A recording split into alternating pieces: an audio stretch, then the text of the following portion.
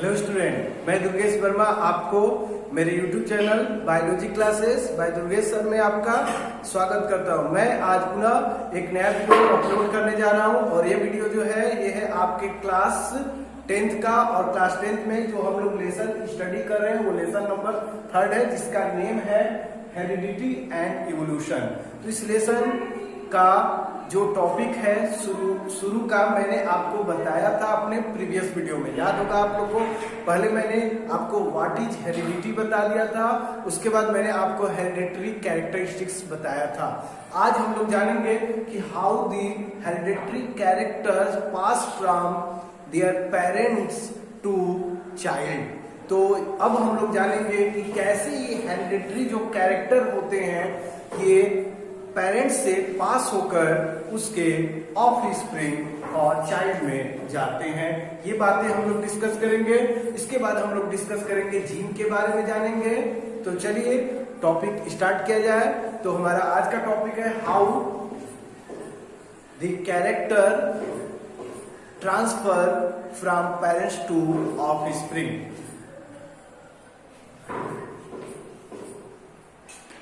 How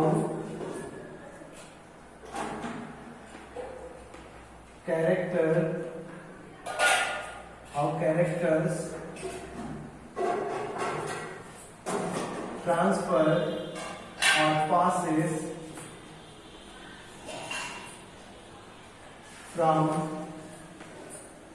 parents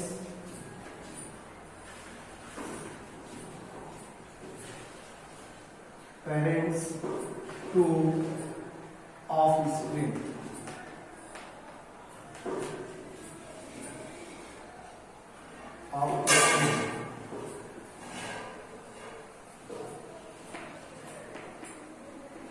How does characters passes from parents to offspring? ये हम लोग का टॉपिक है, आप याद रखेंगे। तो इसके लिए आपको मैं प्रीवियस लेसन के बारे में बता दूं। आपको याद होगा, आपको मैंने फर्टिलाइजेशन बताया था और फर्टिलाइजेशन में आपको याद होगा गैमेट्स बताया था। गैमेट्स में स्पर्म और ओवम के बारे में बताया था। उससे पहले आपको मैं बताऊं, क्लास 9 में आप लोगों ने एक फर्स्ट लेसन बायोलॉजी का स्टडी किया था जिसका नेम था fundamental unit of life cell. और उस सेल में आपको एक टर्म स्टडी कराया गया था, बहुत इंपॉर्टेंट पार्ट, जिसका नेम था क्रोमोसोम्स। तो याद रखिएगा, आप क्रोमोसोम स्टडी किए होंगे। क्रोमोसोम जो सेल के न्यूक्लियस में होते हैं और इन्हीं क्रोमोसोम के द्वारा जो भी कैरेक्टर होते हैं उनके पेरेंट्स से ऑफ स्प्रिंग में एंट्री करते हैं। तो आप बताओगे कैसे इंटर करते हैं? तो बाय दी क्रोमोसोम। तो क्रोमोसोम क्या है? Chromosome is the basis of heredity.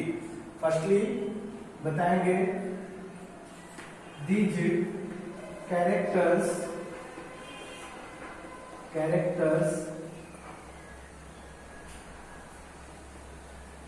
Transfer और पास फ्रॉम parents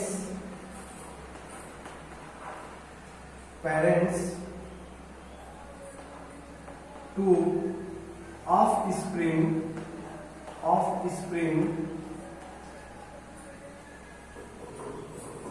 by chromosome।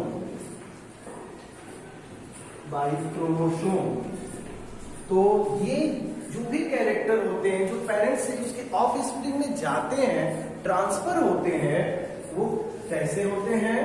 तो किसके द्वारा होते हैं? तो आप बताओगे क्रोमोसोम के द्वारा। तो अगर कोई पूछे क्रोमोसोम क्या है तो आप बताओगे chromosomes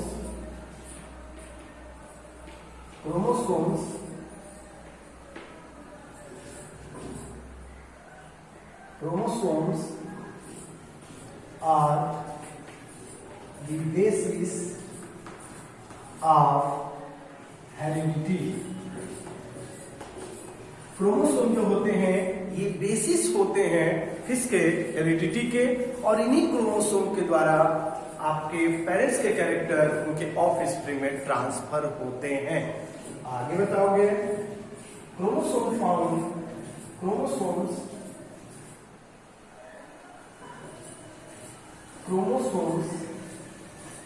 found in nucleus of each cell, प्रत्येक सेल के न्यूक्लियस में क्रोमोसोम फाउंड होते हैं। ये बातें आप बताओगे। In human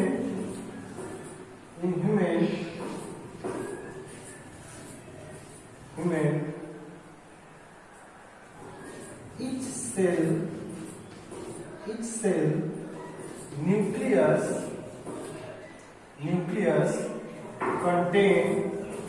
contain 46 number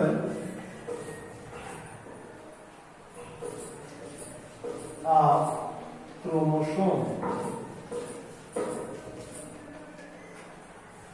46 numbers of chromosome found होते हैं ह्यूमन के प्रत्येक सेल में। ये बातें आप याद रखोगे। कंफर्म हो गया। अब इसके बाद मैं आगे बताने जा रहा हूं।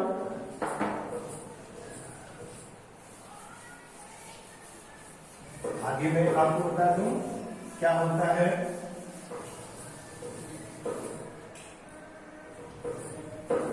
During fertilisation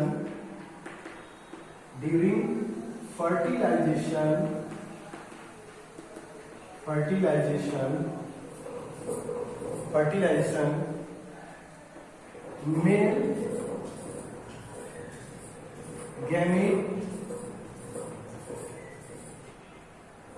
and female gamete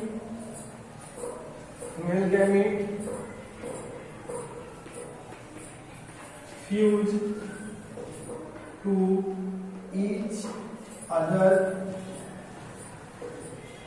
and form zygote। तो फर्टिलाइजेशन के ड्यूरेशन में क्या होता है कि मेल और फीमेल के फ्यूज होते हैं और जाइगोट फॉर्म होता है। तो बताएंगे each gamete cell contain 23 numbers of chromosomes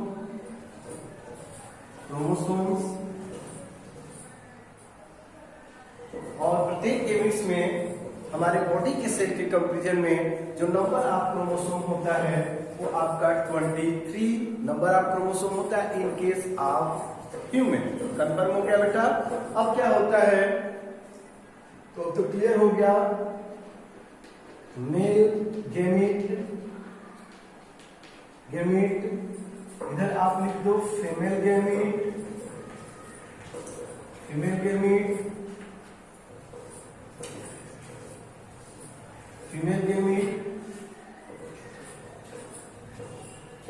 आपका मेल गेमीट स्पर्म, इसमें आपके हो जाएंगे 23 नंबर ऑफ क्रोमोसोम। इधर हो जाएगा ओवम एग, इसमें भी हो जाएंगे 23 नंबर ऑफ क्रोमोसोम। तो अब इस 46 नंबर ऑफ क्रोमोसोम जो बॉडी सेल में है और गेमिट सेल में आपको अभी मैंने बताया हाफ नंबर ऑफ क्रोमोसोम है। तो हाफ नंबर ऑफ क्रोमोसोम का मतलब कि हाफ जो कैरेक्टर है वो पेरेंट्स से आते हैं और हाफ कैरेक्टर जो है वो आप पेरेंट्स मतलब फादर से आते हैं और हाफ कैरेक्टर जो है वो मदर से आते हैं। और दोनों मिलाकर 46 नंबर ऑफ क्रोमोसोम आपके प्रत्येक चाइल्ड में फाउंड होता है और उस 46 नंबर ऑफ क्रोमोसोम के द्वारा ही एक जो न्यू बेबी बॉर्न करता है उसमें आपके पेरेंट्स के कैरेक्टर ट्रांसफर हो जाते हैं। मैं आशा करता हूं कि आपको समझ में आ गया। तो मेल के पास 23 नंबर ऑफ क्रोमोसोम, फीमेल के पास 43 नंबर ऑफ क्रोमोसोम और प्रत्येक ह्यूमन के सेल में कितने नंबर ऑफ क्रोमोसोम की नीड होती है? 46 नंबर ऑफ क्रोमोसोम। तो क्या ये दोनों एक दूसरे से अगर फ्यूज होंगे तो 46 नंबर ऑफ क्रोमोसोम आएगा। तो जो न्यू ऑफस्प्रिंग बॉर्न करेगा जाइगोट सेल से, आप जानते हो कि फर्टिलाइजेशन होगा, जाइगोट बनेगा, जाइगोट से न्यू ऑफस्प्रिंग बनता है, उसमें भी नंबर ऑफ जो क्रोमोसोम होंगे बेटा, मैं आशा करता हूं कि कितने हो जाएंगे? 46 क्रोमोसोम हो जाएंगे। और इस तरीके से कुछ कैरेक्टर्स आपके फादर के और कुछ कैरेक्टर मदर के आ जाते हैं उसके न्यू बॉर्न बेबी में। तो ये होता है, अक्सर आपने देखा होगा कि कोई भी जो बेबी बॉर्न करता है उसके मान लीजिए हेयर का कलर उसके फादर के जैसा होता है, इसके बाद आई का कलर मदर के जैसा है। तो इसका मतलब स्किन के कलर में आप देखते हैं या तो फादर का स्किन का कलर हो जाए या तो मदर का हो जाए। तो इस तरीके से कहने का मतलब कि 23 नंबर ऑफ क्रोमोसोम का जो भी कैरेक्टर हुआ आपके फादर का वो उसके बेबी में भी दिखा, और 23 नंबर ऑफ क्रोमोसोम जो उसके मदर में था, उसके गेमिट्स में, मदर के गेमिट्स में, उसमें जो कैरेक्टर था वो उसके बेबी में देखने को मिलता है। तो इस तरीके से जो भी कैरेक्टर्स होते हैं पेरेंट्स के, वो उसके ऑफस्प्रिंग में ट्रांसफर हो जाते हैं। मैं आशा करता हूँ कि आपको बहुत ही अच्छे से ये बात समझ में आ गई होगी। ओके, तो इसके लिए अब याद रखेंगे जो भी कैरेक्टर्स ट्रांसफर होते हैं उसके लिए रिस्पॉन्सिबल क्या होते हैं? तो रिस्पॉन्सिबल होते हैं क्रोमोसोम्स। अब इसके बाद ये क्रोमोसोम्स के बारे में तो मैंने आपको बता दिया। अब इसके बाद हम लोग को जानना है जीन के बारे में। किसके बारे में जानना है? जीन के बारे में। जो प्रत्येक कैरेक्टर जो होता है उसके लिए, प्रत्येक कैरेक्टर के लिए जीन रिस्पॉन्सिबल होते हैं, और जीन के क्लस्टर से जीन जो होते हैं उनके ग्रुप जो होते हैं वो प्रत्येक क्रोमोसोम में फाउंड होते हैं। तो इस तरीके से मैं आपको बताने जा रहा हूं कि जो क्रोमोसोम होता है उसमें क्या प्रेजेंट होता है जिससे कि कैरेक्टर पेरेंट्स के उसके ऑफस्प्रिंग में देखने को मिलते हैं। तो वो उसके लिए रिस्पॉन्सिबल जो होता है वो जीन होता है। क्रोमोसोम तो रिस्पॉन्सिबल होता है कैरेक्टर को ले जाने के लिए, तो उस कैरेक्टर को ले जाने के लिए क्रोमोसोम रिस्पॉन्सिबल है। और क्रोमोसोम में क्या प्रेजेंट है कैरेक्टर के लिए? तो क्रोमोसोम में प्रेजेंट होता है आपका जीन। तो मैं आशा करता हूं आपको समझ में आ गया। तो आप बताओगे, अगर एक जनरल बात में बता दो, क्रोमोसोम जो है, क्रोमोसोम जो होता है ये बना होता है आपके डीएनए और आपके प्रोटीन। डीएनए और प्रोटीन दो केमिकल जब आपस में मिलते हैं तो उनसे आपका बनता है क्रोमोसोम। ओके, और ये क्रोमोसोम जो होता है डीएनए और प्रोटीन से बना होता है, और प्रत्येक जो डीएनए होता है वो आपका कंटेन करता है, डीएनए कंटेन, प्रत्येक जो डीएनए होता है वो कंटेन करता है जीन को। ये बातें आप याद रखोगे। तो मैं क्या कह रहा हूं, समझ में आ रहा है? मैं ये कह रहा हूं कि क्रोमोसोम जो होते हैं वो किसके बने होते हैं? तो क्रोमोसोम बने होते हैं आपके डीएनए और प्रोटीन से। तो डीएनए जो होता है इसमें ही आपके क्या प्रेजेंट होते हैं? जीन प्रेजेंट होते हैं। तो इस तरीके से क्लियर हो गया, जीन को कंटेन किया डीएनए, और डीएनए और प्रोटीन मिलकर आपके क्या बनाते हैं? क्रोमोसोम। इसका मतलब जीन किसमें चला गया? क्रोमोसोम स्ट्रक्चर में चला गया। तो अब हम लोग को जानना है जीन के बारे में। ये जीन क्या होता है?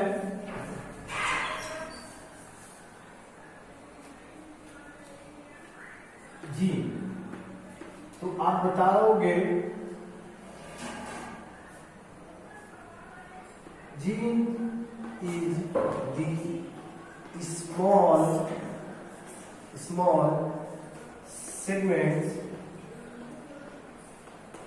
Of DNA.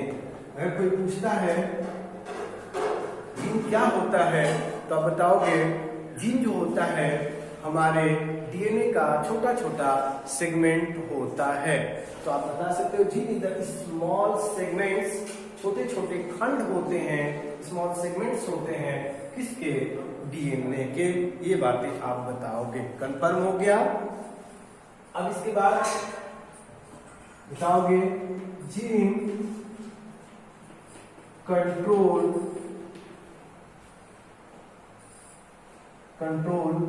all the genes control all the characters which found